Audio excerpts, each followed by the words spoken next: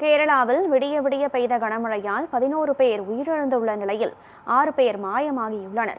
இதுகுறித்த கூடுதல் தகவல்களை நமது செய்தியாளர் ரமேஷ்குமார் வழங்க கேட்கலாம். வணக்கம் ரமேஷ்குமார். அங்கு கேரளாவில் மழையின் தீவிரத்தால் உயிரிழப்புகள் அதிகரித்திருக்கிறது, நிலச்சரிவு அபாயங்கள் கூடியிருக்கிறது, மழைக்கான எச்சரிக்கையும் தொடர்கிறது. இந்நிலையில் தற்போதைய சூழல் என்ன? மாயமானோரை மீட்கும் பணி எந்த கட்டத்தில் இருக்கிறது? கனகதாரா கேரளாவை பொறுத்த அளவில் 3ஆம் கட்டமாக தென்மேற்கு பருவமழை என்பது தீவிரமடைந்திருக்கிறது என்று கூற வேண்டும். கடந்த ஒரு வார காலமாக தொடர்ச்சியாக இந்த கனமழை என்பது நீடித்து வரும் நிலையில் நேற்று முன்தினம் பொறுத்த அளவில் 3 மாவட்டங்களுக்கு 8 மாவட்டங்களுக்கு ரெட் அலர்ட் எச்சரிக்கை என்பது விடுக்கப்பட்டிருக்கின்றன. இதே போன்று நேற்றைய தினத்தை பொறுத்த அளவில் 10க்கும் மேற்பட்ட மாவட்டங்களுக்கு ஆரஞ்சு அலர்ட் எச்சரிக்கை விடுக்கப்பட்டிருந்த நிலையில் நேற்றைய தினத்தை பொறுத்த அளவில் மழையின் தாக்கம் சற்று குறைவாக இருந்தது. இந்த நிலையில் நேற்று மாலையிலிருந்து மீண்டும் இந்த கனமழையின் தாக்கம் என்பது தீவிரமடைந்திருக்கிறது. இந்த நிலையில் மாநிலத்தை பொறுத்த அளவில் கோட்டயம், இடுக்கி, ஆலப்புழா, அதே போன்று பத்தனந்திட்டா உள்ளிட்ட பல்வேறு மாவட்டங்களில் நிலச்சரிவு என்பது ஏற்பட்டிருக்கிறது.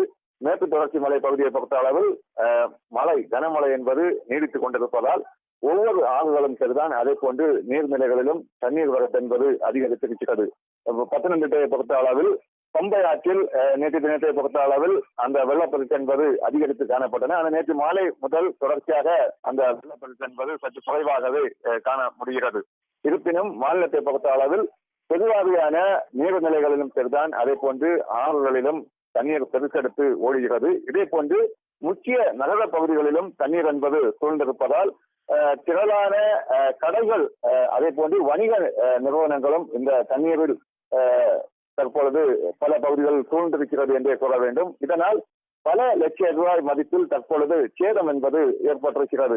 வயல்வெளிகளிலும் சரிதான், அதே போன்று விளைநிலங்களிலும் தண்ணீர் என்பது சூழ்ந்து வடியாக இருப்பதால் விவசாய பொருட்கள் பெருமளவு சேதம் என்பது ஏற்பட்டிருக்கிறது. இதனால் மாநிலத்தை பொறுத்த அளவில் பல லட்சம் ரூபாய் மதிப்பில் தற்பொழுது நஷ்டம் ஏற்பட்டிருக்கிறது என்று கூற வேண்டும். இதே போன்று மாநிலத்தை பொறுத்த அளவில் நேற்று மாலை வரையிலும் இந்த கனமழையை பொறுத்த அளவில் 11 பேர் உயிரிழந்திருப்பதாக தகவல் என்பது வெளியாகியிருக்கிறது. மேலும் 6 பேர் என்பது மாயமாயிருக்கும் நிலையில் அவர்களை பேரிடர் மீட்புக் குழுவும் தீயணைப்புத் துறையினரும் பொதுமக்களும் இணைந்து பல்வேறு மாவட்டங்கள் அந்த தேடுதல் பணியில் என்பது ஈடுபட்டு கொண்டிருக்கின்றன. இதுவரையிலும் மாநிலத்தை பொறுத்த அளவில் 30க்கும் மேற்பட்ட வீடுகள் முற்றிலும் என்பது சேதம் ஏற்பட்டிருக்கிறது. அதே போன்று 293 வீடுகள் அங்கங்கே சில பகுதிகளில் மட்டும் சேதம் ஏற்பட்டிருப்பதாகவும் தகவல் என்பது வெளியாகியிருக்கிறது. இதுவரையிலும் மாநிலம் முழுவதும் 273 நிவாரண முகாம்கள் திறக்கப்பட்டு அதில் 7674 பேர் தற்பொழுது தங்க வைக்கப்பட்டிருக்கின்றனர். தொடர்ச்சியாக மழை என்பது நீடித்துக் கொண்டிருக்கும் இந்த நிலையில் மீட்பு பணியும் பல மாவட்டங்களில் தீவிரப்படுத்தப்பட்டிருக்கின்றன.